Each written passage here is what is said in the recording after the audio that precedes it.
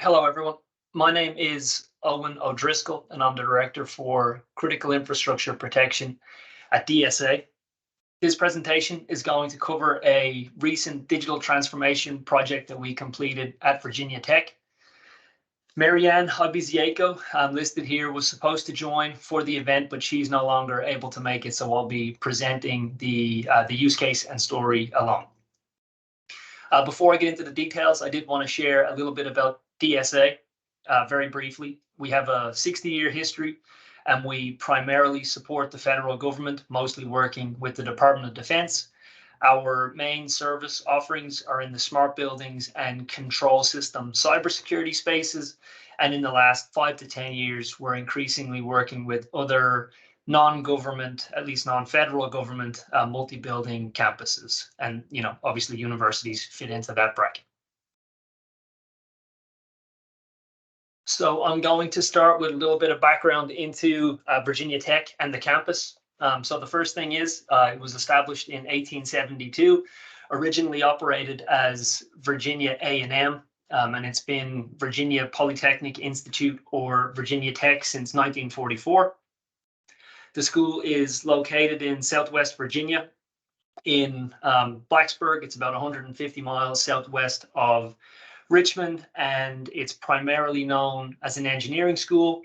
There are roughly 36,000 students enrolled, and the main campus, as it says here, has a little over 200 buildings. Over the next 20 or so years, the school is forecasting massive growth. That's on the Blacksburg campus. You can see here, they're forecasting almost 8 million square feet of additional space being added before 2047. And then one thing that's been in the news a lot recently is the new innovation campus that Virginia Tech is opening in Northern Virginia. So, lots of growth expected. From the standpoint of energy production and consumption, so the district energy plants here are some of the highlights. There is a 6.25 megawatt on-site generation that comes from a back pressure steam turbine. The peak steam load you can see listed here, 220,000 pounds per hour. Interestingly, there are still 2 coal-fired boilers on site and a fully stocked coal yard. Virginia Tech hasn't run those boilers in almost 2 years, and the plan is that they'll never be restarted again, and they're being decommissioned, and that obviously aligns with the university's commitment to sustainability. With chilled water, so they have 2 district plants with a total capacity of 16,000 tons. Right now, the loops aren't connected, but they have a project underway right now to connect those 2 loops so that they have one larger loop. They're going to add some capacity, and that's in preparation for the expansion and growth in floor space that we saw on the last slide. There are also I think close to 15 standalone chilled water plants around the campus. And one thing that's interesting, and we'll get into this more, is that the district chilled water system is controlled by Trane Tracer. And then the standalone building chilled water plants are controlled by Siemens, primarily the Insight platform, although there is some Desigo in place as well. And I think that difference is going to become much more important as we get into the project that we completed. Then lastly, at the bottom, the electric highlights are shown. So Virginia Tech Electric Service, VTES, operates as its own utility. So it provides electricity to the campus. There's a small airport in Blacksburg that VTES feeds, as well as about 6,000 commercial and residential customers in the Blacksburg area. And then the last bullet point here, you can see there's a pretty large 1.4 megawatt solar array that's going to come online at some point this year. And then finally, just with the distribution systems. So here you can see a list of the underground utilities. I won't read them point for point, but there is a lot of instrumentation across the campus. Some of that instrumentation is connected to the SCADAs that control the plant, that control the chillers. And then there's also obviously a lot of instrumentation on the building side. And one of the main goals of our project was to get all of that information into one place. And that's what we're going to talk about for the rest of this presentation. So this is a look at how multi-building campuses normally operate. So this is the norm. You have a number of different standalone systems that perform a single function, and they do it most of the time very well, but they don't play well with others. So if you think about here, you've got a system for metering, any number of vendors out there, but you'll have a metering system that you look at for AMI. Your building automation system, normally the same thing, a single or 2, 3 vendors, but they all have their own platforms across the campus. Fire and life safety, the same. And then what has happened in the last, let's say 10 years is there are new application specific overlays that are being deployed. So if you think about fault detection, for one example, in a fault detection system, you likely want to get information from your metering system and your BAS system and maybe somewhere else, maybe from the SCADA at the plant. You want to bring that information together. You put it into a fault detection platform. That engine runs analytics, and then you get, hopefully positive outcomes in faults that you can work to remediate. Well, what that actually does is that creates an additional silo. So you are bringing information from 3 separate systems together, but you're creating a new standalone system, and that's fault detection. So now if you want to go to maybe condition-based maintenance or something else that's similar or completely different, maybe you're going to integrate 2 of those 3 same systems again, maybe more, but now you're going to create a CBM silo in that application space.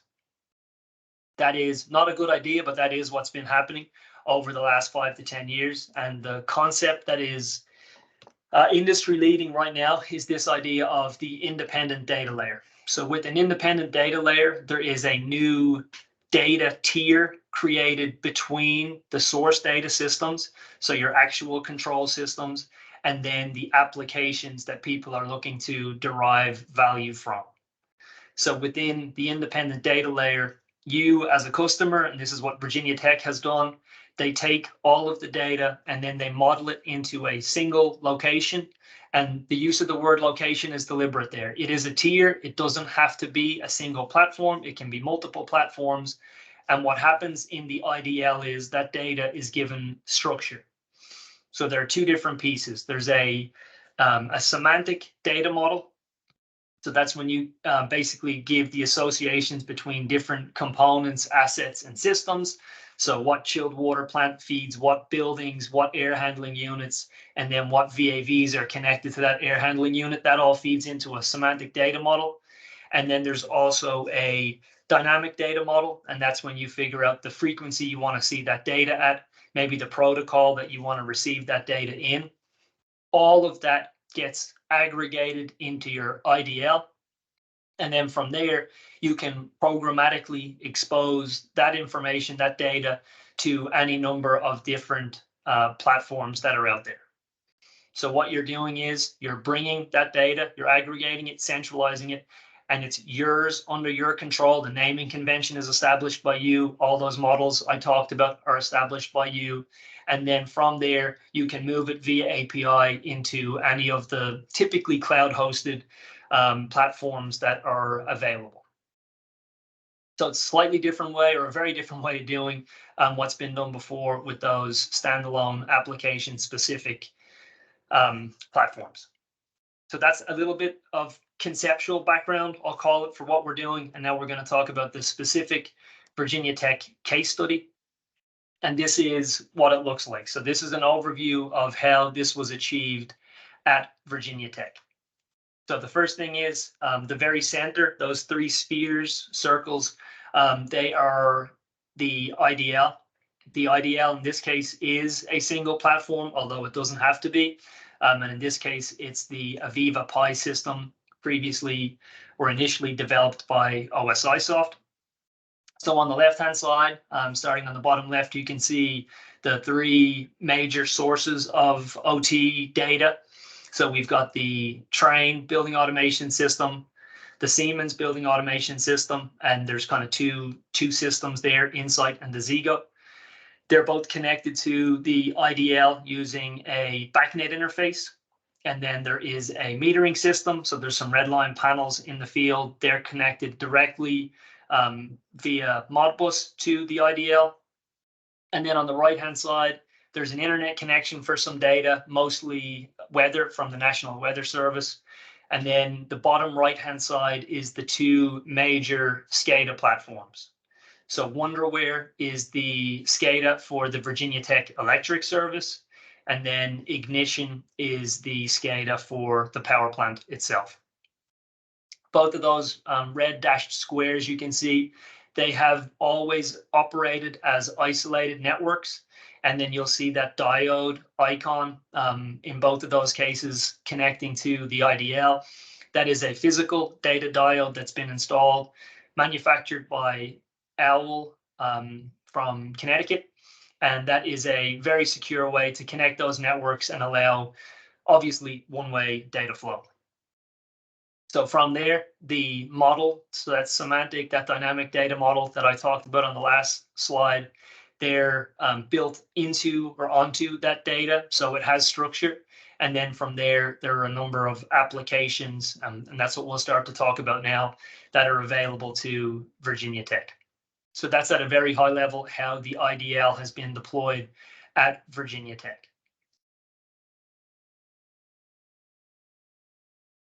So starting to look at some of the outcomes. This first one is really simple to understand, but very impactful, especially for the operations engineers who support the ongoing operation of the plant and the electric service. So what you're looking at here is an ignition screen. So an ignition SCADA screen that has been replicated within the PI system. And this is the first time ever that people who are responsible for the operation of the plant or the electric service have been able to see plant operations remotely. So that is a huge shift. Before, it would have been pages, and then people had response times that they needed to be on site for full operation if there wasn't someone there. And now someone is able to log in, they can see the data, they can work through the data, they can create trends. They're not directly accessing the ignition SCADA because that data is going through a diode into the PI system, but they're able to assess the severity of what they're seeing. It obviously helps with troubleshooting because you can access this from the field, you can access this from your car, wherever you are. You don't have to be at the head end, which is how it used to be. And that last bullet point, that's really important. I was an operations engineer for a few years, working at the Guinness Brewery, actually in Ireland. And operator effectiveness and, of course, morale, very, very important. If you don't have to leave wherever you are at home over the weekend to go in immediately just to see, it's actually not a significant alarm. If you can check on your phone, that does have a big impact. And that's something that's being felt already by the team at Virginia Tech. The next one then is related to energy performance. So with this program, we have already talked about the aggregation and integration of data into the IDL or the PI system in this case. We've also got an integrator that ports that data from the database. So as we talked about, you aggregate and then you can move it to different platforms. That's exactly what has happened here. And the platform that has been connected to all of that aggregated data is Esri and their ArcGIS platform, so Geospatial Information System. So what you're looking at here is a real-time map that shows the supply and demand of chilled water and steam campus-wide. So when you look at this map, or when anybody looks at this map, what they're able to see is real-time performance, but they can't perceive from looking at this map that there's actually data coming from 4, maybe even 5 different platforms into this this dashboard or this interface that they're seeing. So now they can see the central plant chilled water performance. Maybe it's kW per ton. Maybe they want to see what the total tonnage or flow is. And they can go look at all of the buildings connected to it to see how that individual space is consuming is contributing to the campus load at the plant itself. This also works for any number of KPIs. So if you want to look at a map and color code how buildings are, performing based on EUI, you can do that very easily. And then, of course, the other things that operators care about, delta T, looking for dead legs from the standpoint of pressure with the chilled water distribution loops, are all possible within this single dashboard that really is a true real-time common operating picture. So this is also something that's very impactful at Virginia Tech. The next one then is similar. So now all of those chilled water plants, the district and the standalone, have been incorporated into the central PI system. So with that information in one place now, there are a number of continuous commissioning algorithms and analytics that are running on that data all of the time. So now they're getting, the end users, the operators are getting real-time notifications for a whole host of different basic things, like a cooling tower fan going into overdrive, trying to meet a set point that it can't meet, some of the basic things, but also some of the a little more sophisticated faults that you can see with drifting performance and things like that are also built into the platform. And again, reaching out as needed with notifications. So before, an analysis like this would have had to happen maybe by going into the Siemens system, pick one, there's two, going into the Trane system, and maybe even looking at building metering, and all of that would have happened independently. Maybe you download a trend if the trending is configured correctly. Sometimes it is, sometimes it isn't. But now all of that data by default is aggregated, it's historizing. So as you need it, you can look at it. So very powerful. And the outcome there is improved operational efficiency. And that is how the plants operate, but that's also how energy engineers, other people in adjacent functions operate, because they're not wrestling with trends all day. They just have to pull it down once using an Excel plugin, and it's all been aggregated in advance. So no messing with timestamps. It's all there, and it is analytics ready. So that's very valuable. Then this is a look at the alerts and notifications themselves. So there can be email, there can be text message, and within the notifications there is the standard, what the notification is related to. So here you can see that it's a steam plant pressure loss on the 15-pound header. But one of the things that's really impactful for people who are responding to these faults is that the relevant trends are embedded within the notification, as well as a link to PI Vision. And PI Vision is the visualization tool connected with the PI system. So now you get an email, you get a text, it's got this screen that you can see. So if you're looking at, the pressure header, maybe you're seeing, if there are any faults at the boiler, you're seeing what the firing rate is at the boiler, you're seeing how your PRVs are functioning. That's all shown in this trend by default. But then you can click on a link. And again, this is from your desktop. It's from a laptop, a tablet, a phone, whatever. You can click on a hyperlink in that email or text message, and it's going to take you into the system. And there you can add points if you want to, you can remove points, you can change the time window, and you can do, a lot of that troubleshooting immediately. And what that does is that definitely improves, reduces the incident response time, and helps get everything back online as quickly as possible. So that is one of the outcomes with incident response. And then the last piece here. So this is probably the most impactful application that's been built after all of the source systems were integrated, and that is their outage management system. So now Virginia Tech has a functioning outage management system. Before, if there was an outage, it was a lot of, phone calls. It was a lot of rolling trucks. It was a lot of checking what position switches are in. It's roughly 50% automatic switches, 50% manual switches. And it is an ordeal to characterize the status when there is an electrical outage or incident. So now using this tool and being able to incorporate data from the metering systems, there's an AMI project that's starting, and that's part of this solution.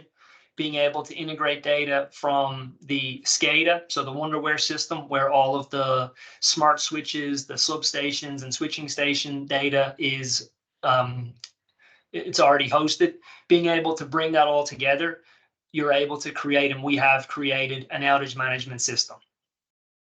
So now when there is an incident, and this has been tested multiple times since we deployed, the people who operate the electric service are able to go to this platform. They're able to see what buildings have power, what buildings or parts of the campus don't have power.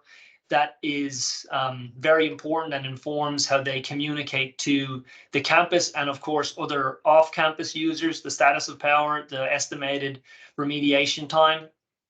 And all of that is made possible by the fact that the previously siloed data sources are now in one place. And when all that information is in one place, you have that common picture and you're able to share that information very quickly.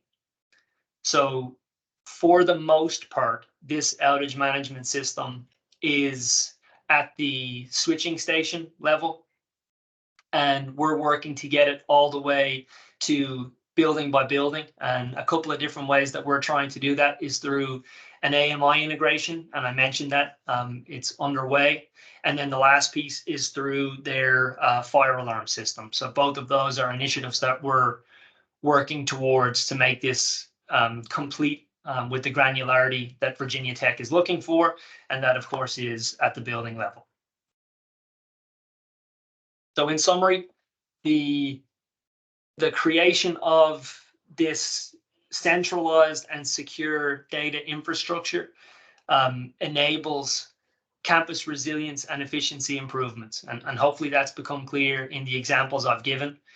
There are many, many other applications, and the really important thing for Virginia Tech is, now that they have ownership of the structure of that data on VT hosted servers, now it's just a matter of picking the most important applications. They can be built directly into the platform, or that information can be shared with any number of different cloud-hosted vendors, tools, platforms on an as-needed basis. So the flexibility is certainly there. The security is there. And then maybe most importantly of all, this whole initiative and project supports the long-term sustainability goals of Virginia Tech. And that's everything for the presentation. I appreciate your attention and thank you for listening in.